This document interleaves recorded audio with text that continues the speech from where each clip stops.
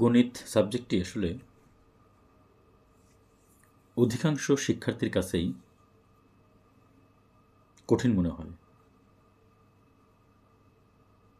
মুষ্টিমেয় কিছু শিক্ষার্থী হয়তো এই সাবজেক্টকে ভালোবেসেই অনুশীলন করার চেষ্টা করে, কিন্তু অধিকাংশ শিক্ষার্থী এই সাবজেক্টটিকে যখন অনুশীলন করে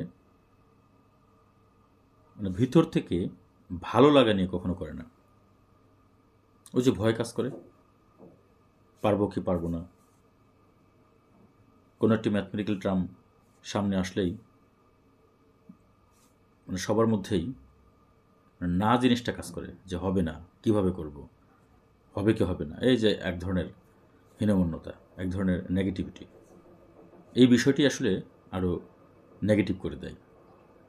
পারবো না, এই যে পারবো কি পারবো না, এই বিষয়টি মানে অনুশীলন করার যে প্রবণতা, সেই প্রবণতাকে বাধাগ্রস্ত করে। এই জন্যই মানে ভয় না পেয়ে, আতঙ্কিত না হয়ে গণিতকে ভালোবেসে অনুশীলন করো, ভালোবেসে আঁকড়ে ধরো। দেখবে গণিতে তোমাকে ভালোবেসে আঁকড়ে ধরবে।